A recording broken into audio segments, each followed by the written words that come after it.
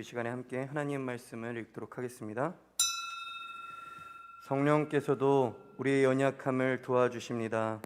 우리는 마땅히 무엇을 기도해야 할지 알지 못하지만 오직 성령께서 친히 말로 할 수 없는 탄식으로 우리를 위해 간구하십니다. 마음을 살피시는 분께서 성령의 생각이 무엇인지 아십니다. 이는 성령께서 하나님의 뜻을 따라 성도를 위해 간구하시기 때문입니다. 우리는 하나님을 사랑하는 사람들, 곧 그분의 뜻을 따라 부르심을 받은 사람들에게는 모든 것이 합력해 선을 이루는 줄을 압니다. 아멘.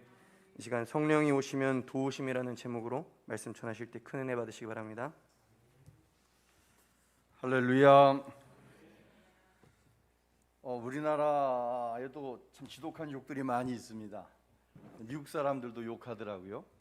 이 미국 사람들 하는 욕 가운데 가장 저주스러운 욕이 있다고 한다면 그것은 갓댐이라고 하는 욕입니다. 의역을 하면 하나님이 너를 떠나길 바란다 라고 하는 의미예요. 만약에 누군가가 목사에게 갓댐 그러면은 이 목사 당신의 목회에 성령이 함께하지 않길 바란다, 원한다라고 하는 의미죠. 참 어려운 욕이 아닐 수 없습니다. 성도에게도 마찬가지예요. 돈이 좀 부족해도 살 수 있어요. 몸이 병약해도 불편하지만 살 수 있어요. 때로는 하나님의 더 큰 은혜를 경험할 때도 있어요. 주위에 사람이 없어도 좀 외롭지만 살아갈 수 있어요. 그러나 성도에게 성령이 떠나가신다고 하는 것은 가장 저주스러운 일이에요. 이 자리에 여러분 앉아 계시고 온라인으로 예배드리는 성도 여러분 가운데 혹시라도 내 안에 성령이 거하시지 않는다라고 한다면 그분들은 하나님 앞에 심각하게 성령을 구해야 합니다. 이제 몇 주째 지금 성령에 관한 말씀을 드리고 있는데요. 좀 정리를 하고 넘어가 볼까요? 성령이란 먼저 누구십니까? 성령은 하나님이시죠. 하나님은 하나님인데 내 안에 오신 하나님이 성령이다 라고 하는 것이에요. 성령이 내 안에 오셔서 하시는 일이 많은데 그 중에 우리가 지난주에 함께 나눈 가장 큰 역할을 든다고 한다면 저와 여러분이 하나님의 자녀임을 성령께서 증거하세요.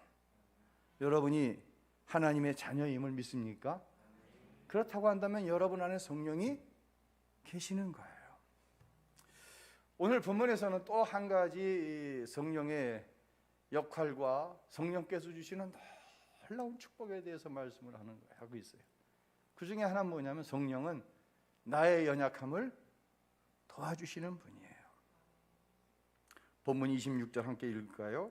성령께서도 우리의 연약함을 도와주십니다. 우리는 마땅히 무엇을 기도해야 할지 알지 못하지만 오직 성령께서 친히 말할 수 없는 탄식으로 우리를 위해 간구하십니다. 아멘. 참 나라는 존재는, 여러분이라고 하는 존재는 대단한 존재예요. 하나님이 계시다는 것을 믿는 것도 큰 것이지만 내 안에 성령 하나님이 와 계시는 거예요. 이게 나라는 존재예요. 여러분, 세상 사람들과 이건 비교할 수 없는 거예요. 예. 그런데 그 성령이 내 안에 오셔서 도우시는 건 좋은데 뭘 하고 계시다? 탄식하고 계시다 라고 말씀을 합니다. 왜 하나님이 성령이 내 안에서 탄식하실까요? 그 이유는 하나님이 나에게 원하는 것을 알지 못해서 탄식하시는 거예요. 그래서 에베소서 4장 30절에 보면 이렇게 말씀합니다. 하나님의 성령을 슬프게 하지 마십시오. 함께 읽어볼까요? 하나님의 성령을 슬프게 하지 마십시오. 성령이 내 안에 오셔서 슬퍼하신다는 거예요. 여러분, 병약한 사람들, 무엇인가가 부족한 사람들이 모여드는 공동체가 혹시 어디인지 아십니까? 바로 교회입니다. 저와 여러분은 무엇인가 부족함 때문에 하나님 앞에 나오고 있어요. 몸도 약해요. 물질도 뭐 그리 많지 않아요. 명예와 권력? 글쎄요. 근데 저와 여러분이 연약하지만 다른 것은 무엇이냐면 어떻게 하면 하나님이 원하시는 대로 살 수 있을까? 그 일을 위해서 십자가 밑에 나아가 날마다 자기 자신을 쳐서 복종시키는 사람들이 모이는 곳이 교회예요. 그러니까 세상으로 볼 적에는 아주 약하죠. 반대로 아주 강한 사람들, 건강한 사람들이 모여있는 집단이 어디인 줄 아십니까? 참고로 말하자면 전직 대통령 2분이 들어가 계세요. 거기 지금 어디예요? 예. 뭐 수십억, 수백억, 수천억을 뭐 맘대로 주무르는 사람들이 들어가 있는 곳이에요. 예. 바로 교도소죠. 이들은 부족해서가 아니에요. 자기의 욕망을 채우고자 사기치고 남을 어렵게 하고 권력을 탐합니다. 성령이 계시는 것과 성령이 계시지 않는 것이 다르듯이 우리가 세상을 살아가면서 복이라고 하는 것을 이야기할 때 정말 잘 구분할 줄 알아야 돼요. 근데 이 구별할 수 있는 게 누구의 역할이다? 내 안에 계시는 성령의 역할이라는 거예요. 근데 이 성령님이 탄식을 하세요. 왜요? 다시 말씀드립니다. 하나님의 원하시는 바를 저와 여러분이 알지 못하기 때문이에요. 제가 우리 부교육자들에게 설교하고 나서는 반드시 자기 설교를 분해해라. 예, 설교 내용뿐만 아니라 음성, 손을 어떻게 어디에 두고 지금 내가 설교하고 있는가 철저하게 해라. 혹시 여러분 가운데는 자기가 기도하는 거 녹음해서 들어본 분 계신가요? 대표기도 말고요. 우리 장로님들 참 모범적인 기도를 해주셔서 너무 감사해요. 또 요즘에 우리 안수 집사님들께서 일부 또 사정에 의해서 때로는 2부 기도해 주시는데 참 모범적인 기도를 해주셔서 너무 감사해요. 그런데 말이에요, 내 개인이 새벽이나 아니면 심야 기도가 되었든지 아니면 홀로 교회에 와서 기도할 때 그 내용을 한 번씩 들어봤으면 좋겠어요. 내 기도를. 자식이 잘 되길 위해 기도합니다. 물질의 축복을 위해서 기도하고 건강을 위해서 기도해요. 이거 잘못된 거 절대로 아닙니다. 이렇게 꼭 기도하시기를 바랍니다. 그런데 자녀를 위해서 기도하다 보니까 자녀가 잘 되기 위해서 좋은 학교 가게 해주세요. 좋은 직장 가게 해주세요. 좋은 며느리감, 좋은 사위감 결혼하게 도와주세요. 여러분, 딸 가지고 계신 분들 좋은 사위감은 어떤 사위감인가요? 자기 딸을 편안하고 윤택하게 해줄 사람이죠. 사실 우리의 기도는 거기에 머물러 있는 경우가 많이 있어요. 예수 믿는 며느리, 예수 믿는 사위 얻게 해주세요. 이게 끝까지 가야 되죠. 그리고 끝까지 기도해야 되죠. 근데 성령이 내 안에 오셔서 내 기도를 들으시고는 탄식하신다는 거예요. 도무지 이 기도는 하나님 아버지가 받으실 만한 기도도 아니고 도대체 이 기도가 하나님의 나라와 무슨 관계가 있고 내 이웃을 내 몸과 같이 사랑하라고 하시는 말씀과 관계가 없어요. 그러다 보니 성령이 말할 수 없는 탄식을 하고 계시다라고 오늘 본문은 이야기를 하고 있는 것이에요. 성령이 누구의 기도를 도와야 돼요?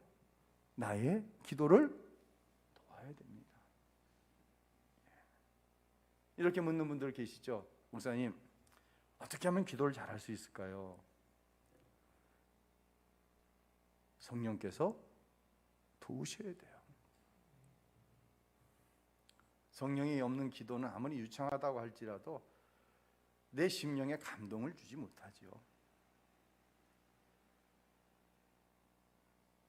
네팔에서 선교를 하시는 네팔 이름으로 유니스라고 하는 한국인 여자 선교사님이 계십니다. 일부에는 이 동영상을 같이 봤는데 이분은 같이 못 봐요.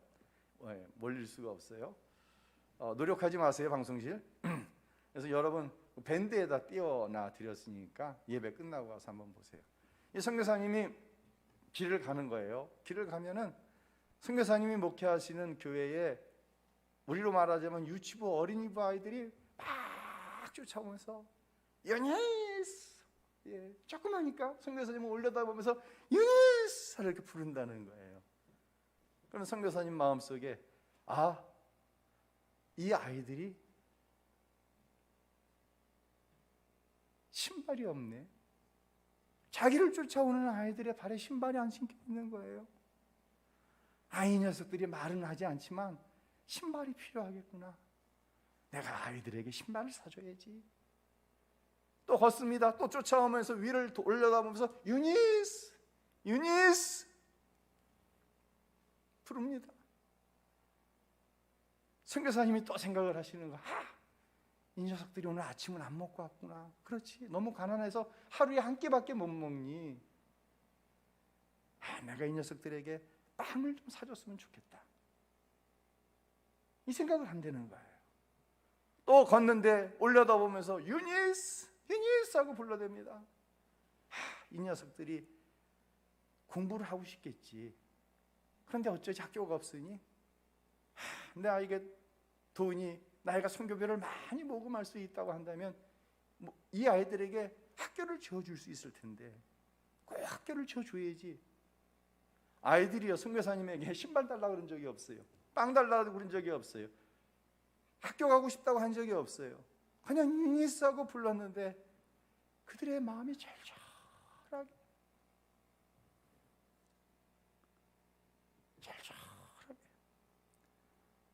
오히려 빵 달라, 신발 달라, 학교 줘달라, 뭐 달라고 하면 니네들 하는 짓이 그것을 달라고 할 만하냐? 율법적으로 이렇게 좀 생각할 텐데. 선교사님 마음이 너무 아프고 그들을 만족시켜주고 싶은 마음에 더 열심히 사역하게 된다고 한다는 것이죠. 사랑하는 성도 여러분, 내 안에 성령이 계세요. 성령님은요, 내가 무엇을 필요로 하는지 너무너무 잘 아시는 게 아니라 다 아세요. 그래서 저와 여러분이요, 주님, 아버지하고 부르면 병 고쳐달라고 이야기하지 않는데도 나를 불쌍히 여겨서 내 병을 고쳐주시고, 돈 달라고 그러지 않는데도 때려라 일용할 양식과 더불어 생각하지 못했던 물질을 공급하여 주시고, 할렐루야, 내 안에 계시기 때문에 내 기도를 이렇게 도우시는 분이 바로 성령 하나님이시다 라고 하는 것이죠. 그래서 예수님께서는 이렇게 마태복음 7장 11절에서 말씀하셨어요. 함께 읽을까요? 너희가 악한 자라도 좋은 것으로 자식에게 하물며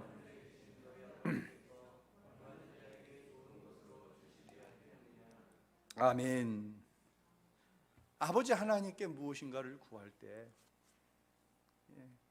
자식이 말을 안 들어요. 속을 새겨요. 그래도 내 자식이기 때문에 좋은 것으로 자식에게 주시지 않겠냐. 어느 부모가 나쁜 것을 자식에게 주겠냐. 하물며 하나님 아버지께서. 근데 좋은 것에 대한 정확한 말씀을 하시지 않았어요, 마태복음에서. 그래서 우리는 이것을 가리켜서 우리가 하나님 앞에 기도하면 하나님은 모든 걸 다 아시고 좋은 것을, 내가 원하는 것을, 필요한 것을 주신다라고 이야기해요. 근데 누가복음에 보면은요, 이 가장 좋은 것을 하나님이 나에게 주시기 원하시는 가장 좋은 것이 무엇인지 나와요. 한번 누가복음 11장 읽겠습니다. 시작. 너희가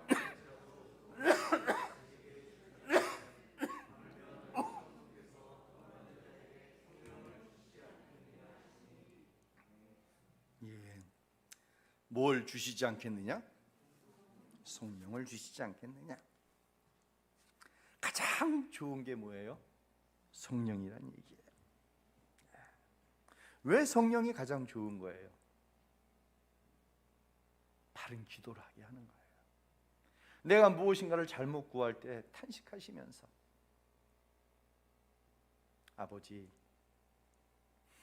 아들이, 아버지 딸이 지금 육신으로 구하는 것 같지만 이러이러한 상황 속에서 이렇게 간절히 구하네요. 때로는 잘못된 기도라고 할지라도 우리의 기도를 도와주시는 거예요. 그리고 때로는 성령께서 나를 위해 직접 기도하시는 거예요. 여러분, 이 사실을 믿으시나요? 여러분 안에 성령이 계시는데요, 성령이 나에 대해서 가장 잘 아시잖아요. 내 안에 계시니까. 내가 안고 일어서는 거 어떤 의도로 이 기도를 하는지, 남이 유치하다고 할지라도, 그게 무슨 믿음의 기도냐라고 할지라도 정말 나는 죽을 것처럼 이것이 절실한 거예요. 그 마음을 누가 아시는 거예요? 성령이 아시는 거예요. 그 성령이 제일 잘 아시고 나를 대신해서 강구해 주시는 거예요. 27절에 그 말씀이 나와요. 함께 읽겠습니다. 마음을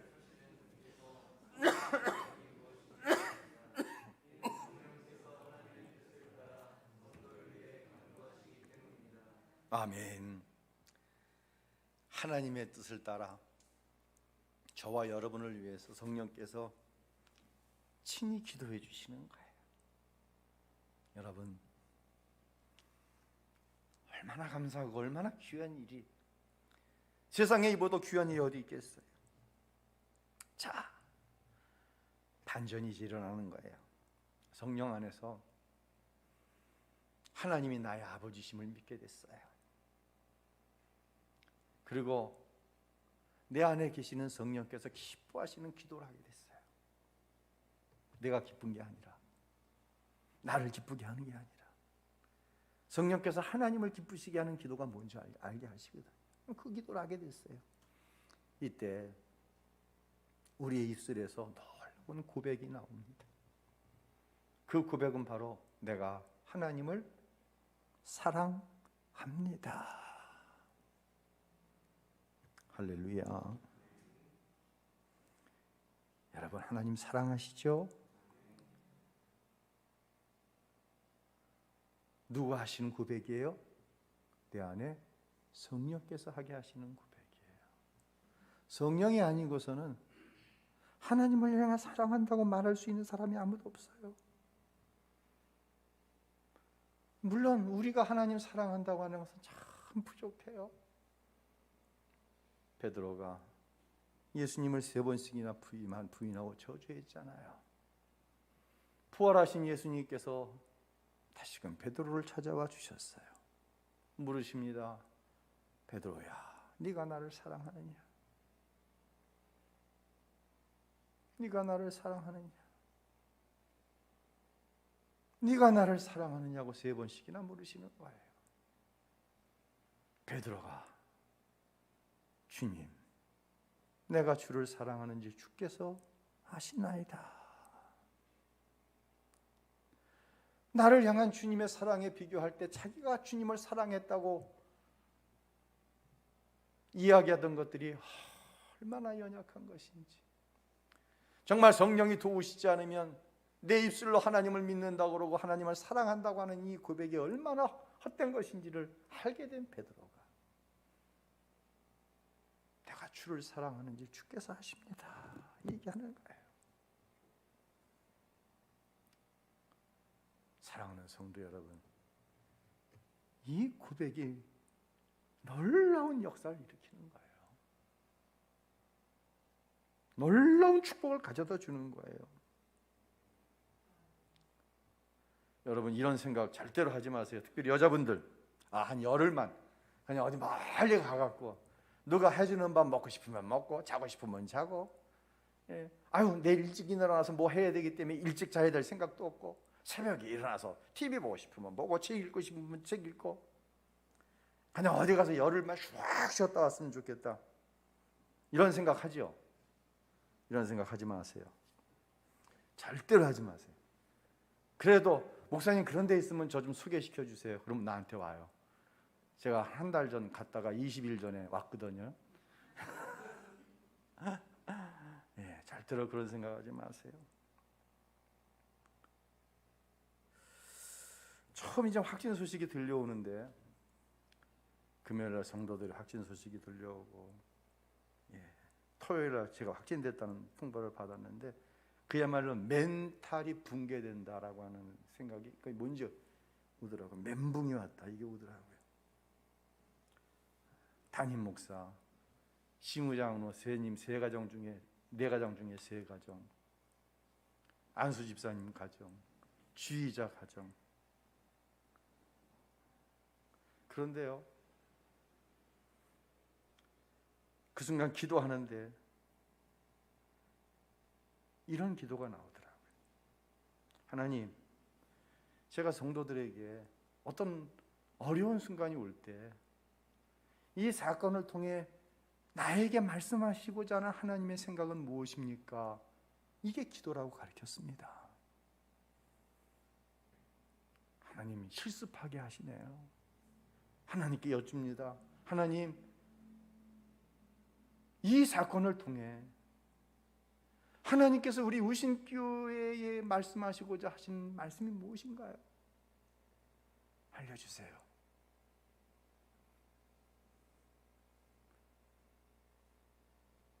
그러고 나서 무슨 생각이 쑥 들어오냐면요, 수제 목사에게 걸린 게 낫고, 죄송합니다 장로님들, 수제 장로님들이 걸린 게 낫고, 믿음 있는 안수 집사가 걸린 게 낫고, 지휘자가 걸린 게 낫고.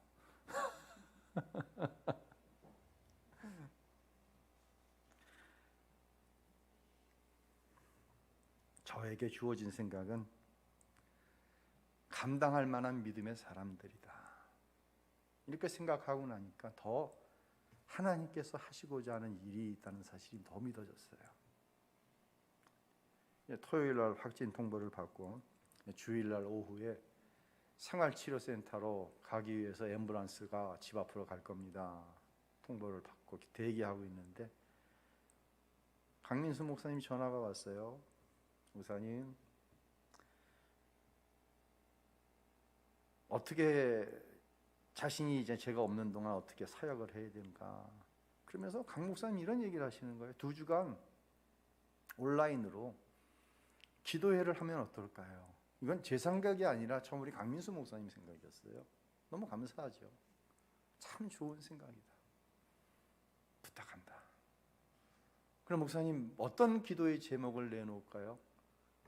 하나, 둘, 셋은 다음이고 가장 첫 번째는 N차 감염 일어나면 안 된다. N차 감염 일어나면 매스컴에 뜬다 이제 운신교회. N차 감염 일어나지 않도록 특별히 가족들을 위해서 기도해라. 목사님 그러면 주제 성구는 어떻게 할까요? 근데 주제 성구는 토요일날 이미 하나님께서 저에게 주셨어요. 무슨 말씀을 붙들고 기도해야 될까? 그게 바로 오늘 본문인 로마서 8장 28절의 말씀이에요.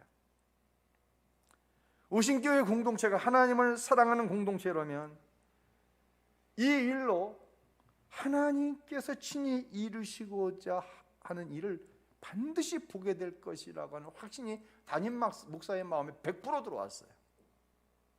주저하지 않고 로마서 8장 28절이 이번 두 일의 기도회의 주제 성경입니다. 한번 읽어볼까요? 읽습니다.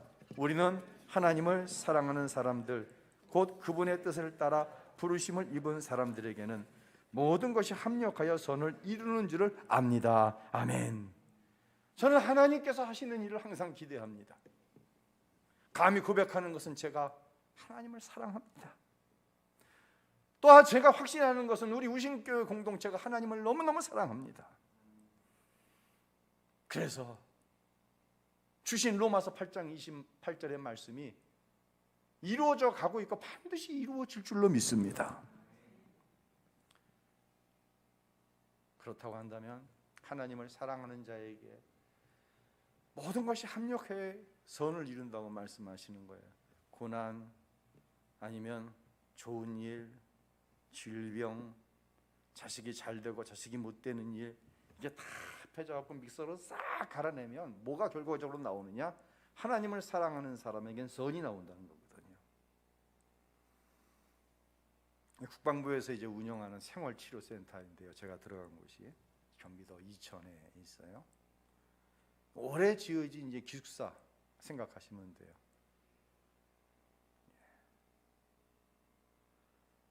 근데 가장 들어가서 큰 문제가 뭐였냐면 들어가는데 먼지가 이렇게 둥둥 막 떠다니는 게 보이는 거예요. 근데 청소 도구는 옛날 이렇게 무릎 꿇고 앉아서 이렇게 손잡이가 그렇게 긴 것도 아니고 손잡이가 이건 비고 손잡이가 이렇게 달린 거 있잖아요. 이렇게 해서 이렇게 쓰는 거. 쓰레받기 있고 딱 2개. 걸레도 없어요. 먼지가 둥둥 떠다녀. 야, 이걸 어떻게 다 제껴놓고 한바탕 청소를 해야지 열흘간 살 것 같은데 또 문제는 뭐냐면 유일하게 열 수 있는 창문인 베란다 창문은 못질이 돼 있어요. 왜? 그거 열면은 바이러스 자기들한테 나갈까 봐 밖으로 못질이 돼서 열지를 못하는 거예요. 비질하면 비질하는 대로 먼지가 어떻게 돼? 그대로 올라갔다가 조금 있으면 막 날아다니는 거예요. 지멋대로. 어떤 때는요, 이 도시락을 주니까 도시락을 열면은 먼지가 도시락 위에 와서 얹어요. 재수가 좋을 적에는요, 한 숟갈 딱 밥을 뜨는데 밥에 가서 딱 앉아요.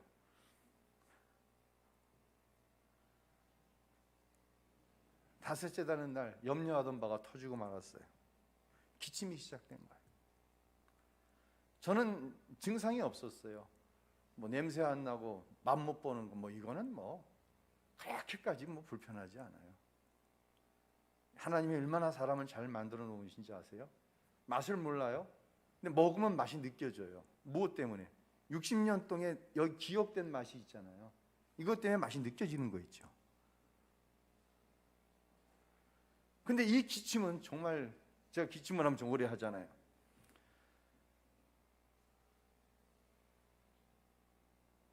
하나님께 이렇게 여쭈었어요. 하나님, 왜 그러시나요? 정말 좀 굉장히 심각했어요. 하나님 왜 이렇게까지 하십니까 저에게? 분명히 말씀을 받았어요, 안 받았어요?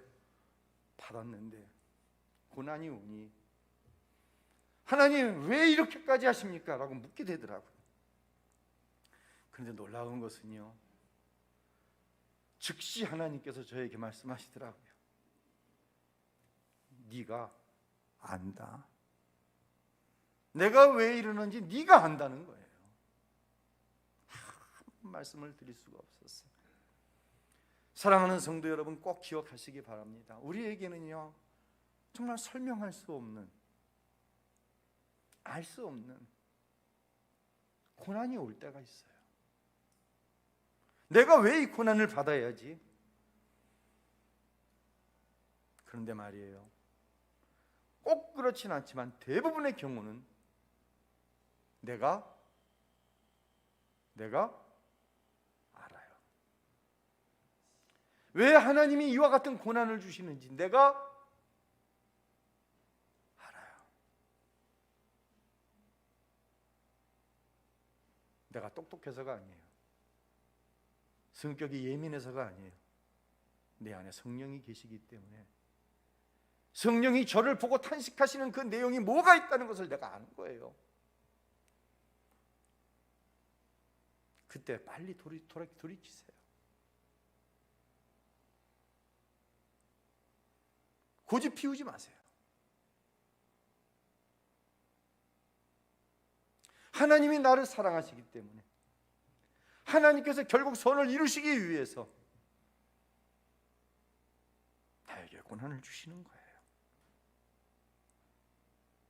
그래서요, 하나님을 사랑하는 자에게 합력해서 주시는 선은요, 결코 보기 좋은 것, 내가 추구하고 원하는 것, 흔히 말하는 축복만을 말하지 않습니다.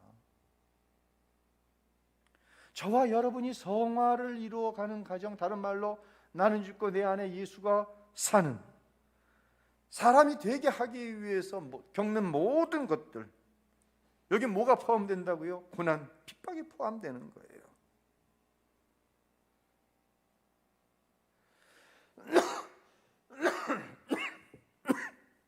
하나님을 사랑하면 알아요.